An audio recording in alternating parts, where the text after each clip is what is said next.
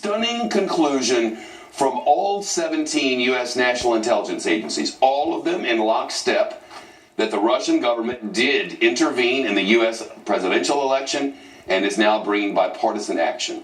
The top Republican in the United States Senate, Republican, mind you, says it will investigate whether Russian hackers tried to help Donald Trump win the election. Senate Majority Leader Mitch McConnell also said Moscow's meddling cannot be a partisan issue. Mitch McConnell said Russia's reported hacking, its invasion of Crimea, its opposition to NATO all come together to prove Moscow is trying to undermine America.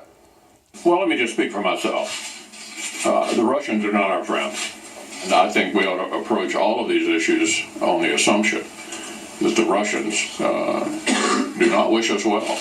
Well, this comes after two of Donald Trump's biggest Republican critics, Senators John McCain and Lindsey Graham, joined incoming Democratic Minority Leader Chuck Schumer and the Democratic Senator Jack Reed in calling for a bipartisan investigation. Senator McConnell says that it's hard to believe any Republicans could in any way ever be against reviewing these Russian tactics. But President-elect Donald Trump has called the CIA's assessment ridiculous, a statement he based on nothing. Tweeting today, can you imagine if the election results were the opposite and we tried to play the Russia CIA card? It would be called a conspiracy theory. Unless you catch hackers in the act, it's very hard to determine who was doing the hacking. Why wasn't this brought up before the election?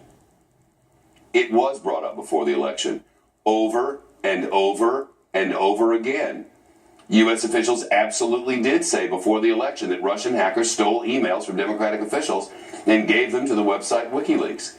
But according to the Washington Post, the New York Times, and the CIA has since determined it was all part of an effort to help Donald Trump, not simply to disrupt the election, but to help Donald Trump. And 17 national security agencies are in on this assessment. The New York Times reports the hackers also targeted the Republican computer systems, but never released any stolen information there. So we don't know what they got, but we know that our intelligence agencies say they hacked into Republican computers too. And then there's the RNC chairman, Reince Priebus, who says nobody hacked their computers. And President-elect Trump says the hacking claims are all just sour grapes from Democrats, which is absolutely not true. These are the findings of 17 national security agencies, with evidence compiled before the election even happened. Still, here's what Trump told Fox News Sunday anchor Chris Wallace in an interview that aired just yesterday. They have no idea if it's Russia or China or somebody. It could be somebody sitting in a bed someplace. I mean, they have no idea. So why would the CIA put out the story that the Russians wanted you to Well, run? I'm not sure they put it out. I think the Democrats are putting it out because they suffered one of the greatest defeats in the history of politics in this country. That is not true. The National Intelligence Agency put this out, and now there's a bipartisan investigation into it, one which Donald Trump is against.